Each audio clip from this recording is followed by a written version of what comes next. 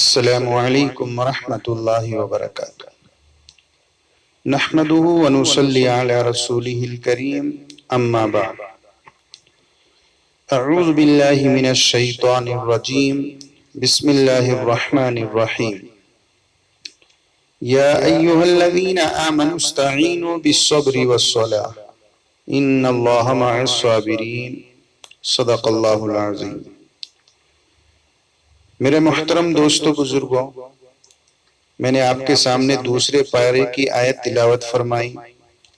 اس آیت شریفہ میں اللہ کا حکم ہے یا ایھا الذین آمنوا استعینوا بالصبر والصلاة، اے ایمان والو مدد حاصل کرو نماز کے ذریعے اور صبر کے ذریعے۔ ان اللہ مع الصابرین، کیونکہ اللہ صبر والوں کے ساتھ ہے۔ میرے بھائیوں، ایمان کے بعد سب سے پہلا جو معاملہ ہے اور درجہ ہے وہ نماز کا ہے۔ ایمان کے بعد سب سے پہلی جو چیز ہوتی ہے وہ نماز ہے، اور مرنے کے بعد سب سے پہلے نماز ہی کا حساب ہوگا، اور اچھی نکل گئی نمازیں تو باقی ساری چیزیں اچھی نکلیں گی، اور نماز میں اگر اٹک گئے تو ساری چیزوں میں ہم پریشان اور اٹکتے چلے جائیں گے۔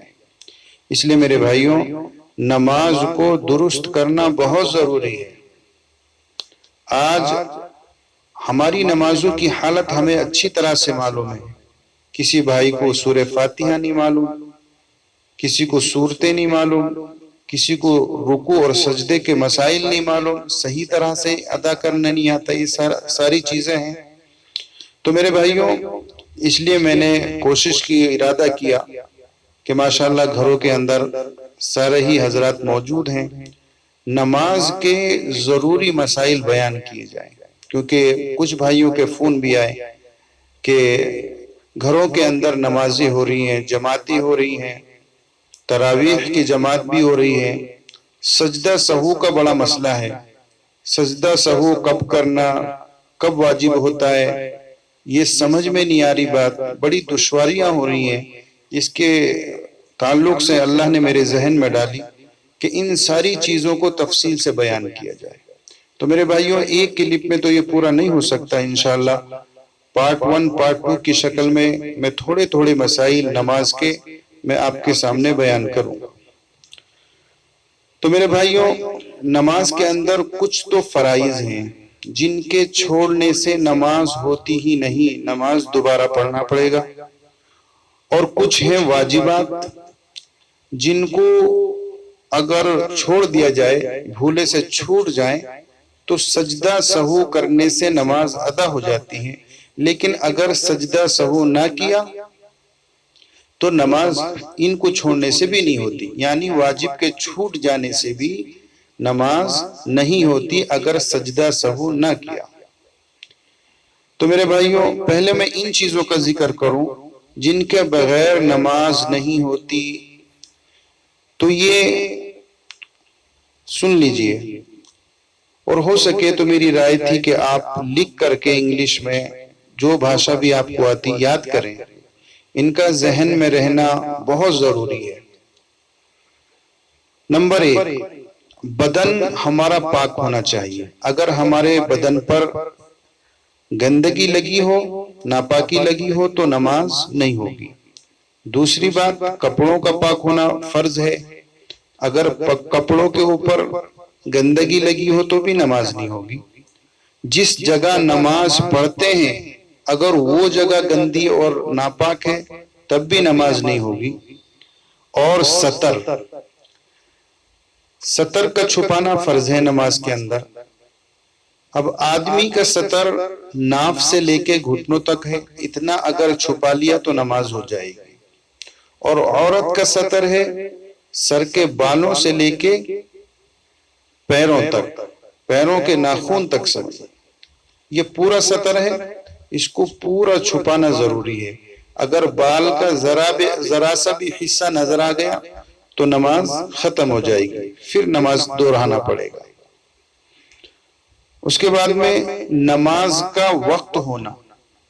اگر عصر کی نماز ظہر کے وقت میں پڑھ لی گئی تو نماز کو پھر سے پڑھنا پڑے گا، نماز نہیں ہوئی۔ اسی طرح سے قبلے کی طرف منہ کرنا، اگر دوسری طرف کو منہ کر کے پڑھ لیا نماز، بعد میں پتہ چلا تو پھر نماز دہرانا پڑے گا۔ تو میرے بھائیوں، یہ 6 باتیں، یہ 7 باتیں ایسی ہیں۔ ایک بات اور ہے، نیت کرنا، ہاں، کہ نماز کی نیت کرنا کہ کون سی نماز پڑھ رہے ہیں۔ اگر ان میں سے کوئی بھی چھوٹ جائے تو نماز کو دہرانا پڑے گا، نماز نہیں ہوگی۔ اب میرے بھائیوں، نماز شروع ہونے کے بعد میں کچھ چیزیں ہیں جو کہ فرض ہیں، ان کے چھوٹ جانے سے بھی نماز نہیں ہوگی۔ نمبر 1، تکبیر تحریمہ کا کہنا، یعنی اللہ اکبر کہہ کر جو ہم ہاتھ باندھتے ہیں اس کو تکبیر تحریمہ کہتے ہیں۔ اگر وہ چھوٹ گئی اور نہ کہا تو نماز نہیں ہوئی، نماز دہرانا پڑے گا۔ اسی طرح سے قیام، یعنی سیدھا کھڑا ہونا، سیدھا کھڑا نہیں ہوا تو نماز نہیں ہوئی۔ سیدھا کھڑا ہونا فرض ہے۔ اس کے بعد میں قرآن مجید کا تلاوت کرنا، اگر قرآن مجید کی تلاوت ہی نہیں کی تو پھر نماز ہی نہیں ہوئی۔ اسی طرح سے رکوع کرنا، رکوع نہیں کیا تو نماز نہیں ہوئی۔ 2 سجدے کرنا، اور قاعدہ آخر میں اتحیات کی مقدار بیٹھنا، جتنی دیر میں اتحیات پڑھا جاتا ہے اتنی دیر بیٹھنا فرض ہے۔ اگر نہیں بیٹھا تو نماز نہیں ہوگی، نماز دہرانا پڑے گا۔ تو میرے بھائیوں، یہ وہ باتیں تھیں جن کے بغیر نماز ہوتی ہی نہیں، نماز کو دہرانا پڑے گا۔ اب میں وہ باتیں عرض کر دوں جن کے آگے پیچھے ہو جانے سے یا چھوٹ جانے سے سجدہ سہو کرنا پڑتا ہے، اور ان میں بھی اگر سجدہ سہو نہ کیا تو ان میں بھی نماز کو دہرانا پڑے گا۔ اب سنیے، نمبر 1، فرض نمازوں کی پہلی 2 رکعتوں کو قرات کے لیے مقرر کرنا، یعنی فرض نمازوں کی جو پہلی 2 رکعتیں ہوتی ہیں ان میں قرات کرنا واجب ہے، قرآن کا پڑھنا واجب ہے۔ نمبر 2، فرض نمازوں کی تیسری اور چوتھی رکعت کے علاوہ، یعنی فرض نماز جو ظہر کی 4 رکعت ہوتی ہیں اور فجر کی 2 رکعت ہوتی ہیں، یہ فرض کی بات کر رہا ہوں۔ فرض نمازوں کی تیسری اور چوتھی رکعت کے علاوہ تمام نمازوں کی ہر رکعت میں سورہ فاتحہ پڑھنا واجب ہے، یعنی فرض نمازوں کی جو تیسری اور چوتھی رکعت ہے اس میں سورہ فاتحہ پڑھنا واجب نہیں ہے بلکہ سنت ہے۔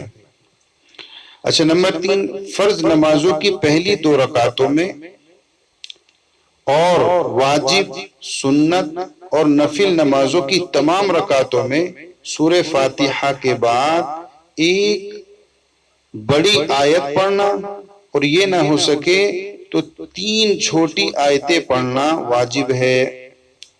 پھر سے سنیں، فرض نمازوں کی پہلی 2 رکعتوں میں، ہاں، یعنی فرض نمازوں کی پہلی 2 رکعتوں میں ہی سورت ملائی جاتی ہے۔ باقی کی جو 2 رکعتیں یا 1 رکعت ہوتی ہے، جیسے مغرب کی 3 رکعتیں ہیں فرض، تو اس میں 2 رکعتوں میں تو سورہ فاتحہ کے بعد میں سورت ملانا ہے، اور آخر کی جو 1 رکعت ہے اس میں سورہ فاتحہ کے بعد سورت نہیں ملانا ہے۔ تو اس کی تفصیل سنیے، فرض نمازوں کی پہلی 2 رکعتوں میں تو سورت ملانا ہے، اور واجب یعنی جو عشاء کے بعد 3 رکعت پڑھی جاتی ہیں واجب الوتر، اس میں تینوں رکعتوں میں، سنت 2 رکعت پڑھ رہے ہوں یا 4 رکعت پڑھ رہے ہوں، ہر رکعت میں سورہ فاتحہ کے بعد سورت ملانا، اور نفل جتنی بھی آپ جو سی بھی نفل پڑھ رہے ہوں، ہر نفل کی ہر رکعت میں سورہ فاتحہ کے بعد سورت کا ملانا واجب ہے۔ اور کتنی سورت پڑھنا، کتنا قرآن پڑھنا، بڑی آیت ہے تو 1 آیت کافی ہو جائے گی، اور اگر چھوٹی چھوٹی 3 آیتیں ہیں تو چھوٹی چھوٹی 3 آیتیں بھی کافی ہو جائیں گی، یعنی چھوٹی سی ایک آیت کافی نہیں ہوگی۔ اچھا، نمبر 4، سورہ فاتحہ کو سورت سے پہلے پڑھنا۔ اگر کسی نے سورہ فاتحہ کو سورت سے پہلے نہیں پڑھا، سورت کو پہلے پڑھ دیا، تو اب کیا ہوگا؟ واجب میں گڑبڑ ہو گئی، جس کی وجہ سے سجدہ سہو کرنا پڑے گا، اور اگر سجدہ سہو نہ کیا تو نماز کو واپس کرنا پڑے گا۔ نمبر 5، قرات اور رکوع میں اور سجدوں اور رکعتوں میں، قرات اور رکوع میں اور سجدوں میں اور رکعتوں میں ترتیب قائم رکھنا۔ ایسا نہیں کہ سجدے سے پہلے جو ہے قاعدہ کر لیا، رکوع سے پہلے سجدہ کر لیا، اس سجدے کے بعد میں رکوع کر رہے ہیں، یہ ترتیب قائم اگر نہ رہی تو پھر سجدہ سہو کرنا پڑے گا، اور اگر نہ کیا تو نماز کو واپس کرنا پڑے گا۔ رکوع کے بعد میں جو کھڑے ہوتے ہیں اس کو قومہ کہتے ہیں۔ اس میں سیدھا کھڑا ہونا واجب ہے۔ اگر کوئی شخص سیدھا کھڑا نہ ہوا بلکہ رکوع سے پورا کھڑا بھی نہ ہوا تو ایک دم سجدے میں چلا گیا تو اس نے واجب کو چھوڑ دیا، لہذا سجدہ سہو کرنا اس کے لیے ضروری ہے۔ اگر نہ کیا تو نماز کو واپس کرنا پڑے گا۔ دونوں سجدوں کے درمیان بیٹھنا، دونوں سجدوں کے جو درمیان بیٹھتے ہیں وہ اچھی طرح اطمینان سے بیٹھے۔ اگر نہ بیٹھا تو پھر سجدہ سہو کرنا پڑے گا، کیونکہ دونوں سجدوں کے درمیان بیٹھنا واجب ہے۔ قاعدہ اولا یعنی 2 رکعت کے بعد میں جو اتحیات کی مقدار میں بیٹھتے ہیں وہ واجب ہے۔ اگر نہیں بیٹھا تو سجدہ سہو کرنا پڑے گا، اور سجدہ سہو نہ کیا تو نماز کو واپس کرنا پڑے گا۔ اور ایک بات، امام کو، اگر آپ امام ہیں تو آپ کو فجر کی نماز، مغرب کی نماز، عشاء کی نماز، جمعہ کی نماز اور تراویح کی نماز اور رمضان شریف کے جو وتروں میں وتر پڑھاتے ہیں ان میں قرات کے ساتھ میں آواز کے ساتھ میں قرات کرنا واجب ہے۔ اگر نہیں کیا تو پھر سجدہ سہو کرے، اور سجدہ سہو کرنا بھی بھول گیا تو پھر نماز کو واپس پڑھے۔ اور عصر اور ظہر میں آہستہ قرات کرنا واجب ہے۔ اگر زور سے کر دیا اور تین بار یا 3 آیتیں سے زیادہ پڑھ دیا تو پھر سجدہ سہو کرنا واجب ہے۔ لفظ سلام کے ساتھ السلام علیکم ورحمۃ اللہ کے ساتھ میں نماز کو ختم کرنا، اور اگر نہ کیا تو پھر سجدہ سہو واجب ہو جائے گا۔